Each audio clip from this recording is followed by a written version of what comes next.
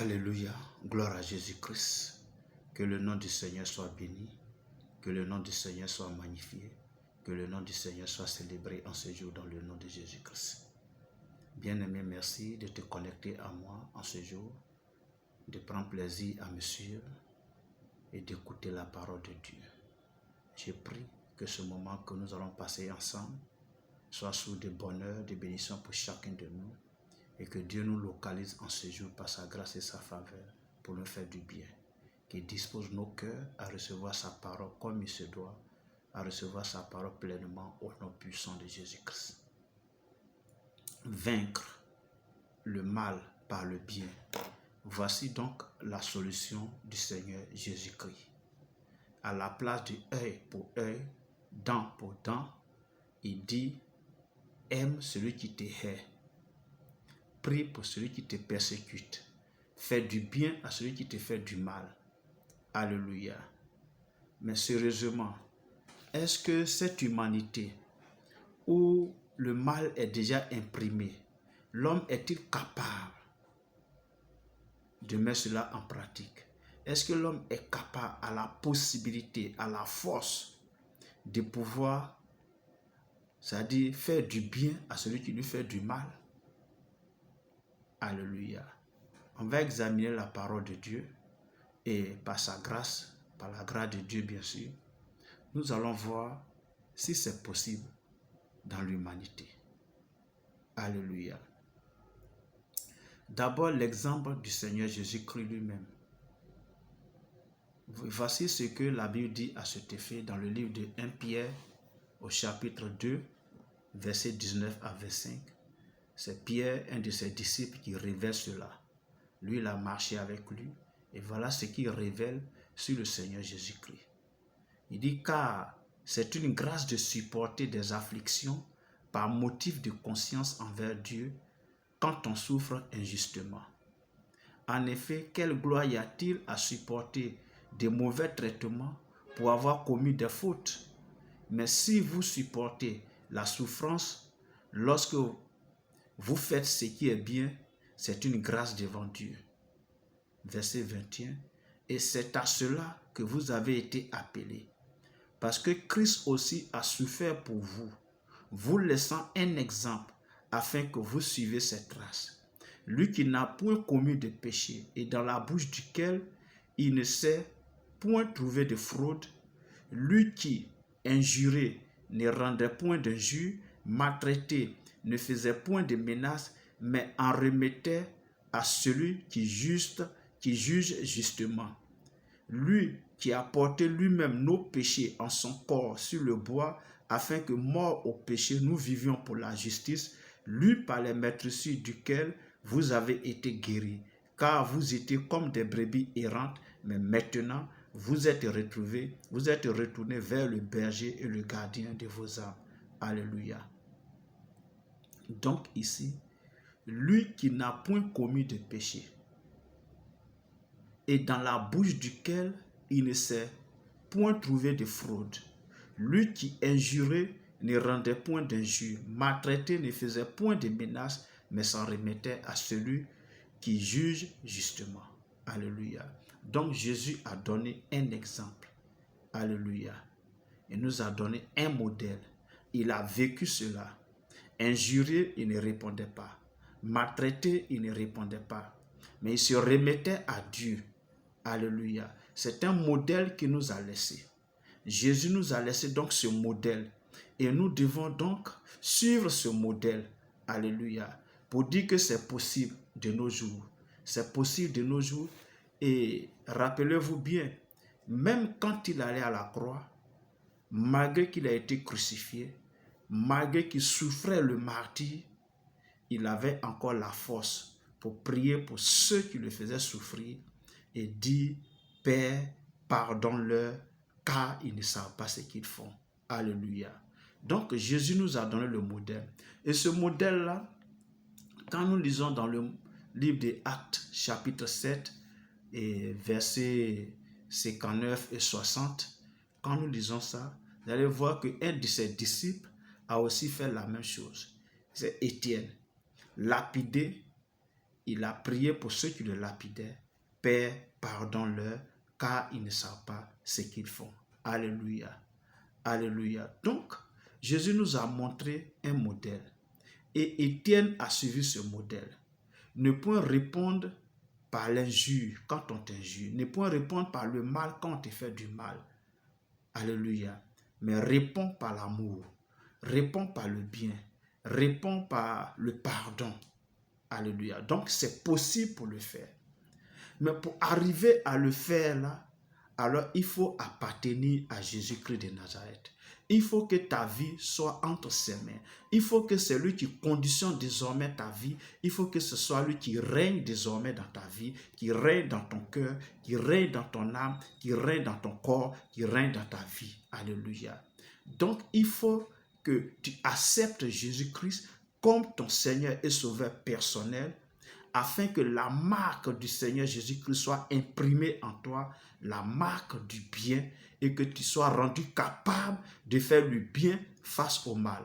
Alléluia. En un mot, il faut devenir enfant de Dieu. La Bible dit, mais en tous ceux qui l'ont reçu, à ceux qui croient en elle leur a donné le pouvoir de devenir enfants de Dieu, lesquels sont nés non de la volonté de la chair, ni de sang, ni de l'homme, mais de Dieu. Il faut naître de nouveau. Il faut naître de nouveau. Il faut accepter Jésus dans ta vie. Et quand tu acceptes Jésus-Christ dans ta vie, alors tu as la capacité de le faire. Mais pourquoi?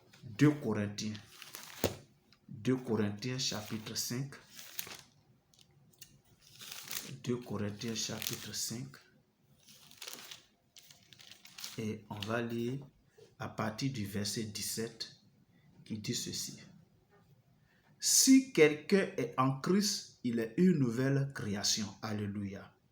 Lorsque tu acceptes Christ dans ta vie, Dieu fait de toi une nouvelle création. Et les choses anciennes sont passées. Quelles sont ces choses anciennes? Le mal qui était imprimé en toi passe désormais. Alléluia. Le mal qui te rendait si méchant, si violent, ce mal-là, il passe désormais. Alléluia. Et il dit quoi? Les choses anciennes sont passées, voici toutes choses sont devenues nouvelles. Donc, tu vis maintenant en nouveauté de vie. Alléluia. Et il dit, et tout cela vient de Dieu, qui nous a réconciliés avec lui par Christ et qui nous a donné le ministère de la réconciliation. Alléluia. C'est-à-dire, ça vient de Dieu. Donc, c'est-à-dire, pour que le bien soit imprimé en l'homme, c'est Dieu qui peut le faire. Mais il faut que cet homme-là soit disposé à ouvrir son cœur à Dieu et que Dieu y règne. Et que Dieu vienne imprimer le mal, et le bien plutôt, et ôter le mal. Alléluia. Il n'y a que ceux qui croient en Jésus. Il n'y a que ceux qui ont remis leur vie entre les mains de Jésus qui ont la capacité de le faire. Alléluia. Qui ont la capacité de le faire. Il dit, car Dieu était en Christ, réconciliant le monde avec lui-même, en n'imputant point aux hommes leurs offenses, et il a mis en nous la parole de la réconciliation. Alléluia. Nous faisons donc les fonctions d'ambassadeurs. Alléluia. Donc, Christ, quand tu l'acceptes, il vient imprimer la marque du bien en toi et il enlève la marque du mal. Alléluia. Et c'est dans cela que tu deviens enfant de Dieu. Et les choses anciennes sont donc passées et tu deviens une nouvelle créature. Et c'est des nouvelles choses, de la nouvelle créature que tu es, qui sont désormais dans ta vie. Amen. Et donc, il nous encourage également, il fait de nous donc, et comment on appelle ça, il nous donne la fonction d'ambassadeur pour Christ. Comme si Dieu exhortait par nous, nous vous en supplions au nom de Christ, soyez réconciliés avec Dieu. Donc nous devons travailler désormais pour amener les autres hommes qui ont encore, c'est-à-dire la marque de la bête en eux, le mal, à recevoir Jésus dans leur vie, à recevoir Jésus dans leur cœur, pour que cette marque soit effacée et qu'elle soit remplacée par la marque du Seigneur, la marque du bien. Alléluia. Et c'est pourquoi il nous appelle à faire de toutes les nations des disciples. Parce que si nous arrivons à gagner les personnes qui sont autour de nous, une à une, au Seigneur Jésus-Christ, vous allez voir que non, à force de les gagner à Christ et le bien est désormais imprimé dans leur vie, dans leur cœur, dans leur pensée, dans leur esprit, dans leur âme, alors ils feront du bien. Et là où vous vivez là, vous allez voir que le mal va disparaître doucement, doucement, doucement, doucement. Et au fur et à mesure que tous les hommes seront gagnés à Christ, le mal va disparaître et le bien va s'installer. Alléluia. Alléluia. Alléluia. C'est pourquoi, si tu entends cette voix, n'endurcis pas ton cœur. Appelle le Seigneur dans ta vie. Tu veux quitter le mal? Regarde combien de fois le mal est attaché à toi. Tu veux fuir le mal, tu ne veux plus demeurer dans le mal. Appelle le Seigneur Jésus-Christ au secours. Il viendra, il entrera dans ta vie. Il va ôter le mal qui était imprimé avant par le diable et il va le remplacer par le bien qu'il imprime en nouveau.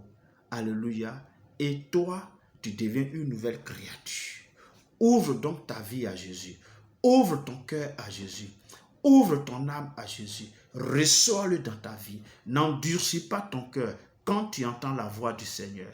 C'est pour que le mal soit extirpé du monde, que le mal soit extirpé de l'humanité, que Christ est venu. Et il nous a montré un modèle. Et nous devons suivre ce modèle par sa grâce. Seulement, recevons-le dans nos vies comme notre Seigneur et Sauveur personnel. Alors, cela devient possible dans le nom de Jésus-Christ. Merci de m'avoir écouté. Merci de m'avoir suivi.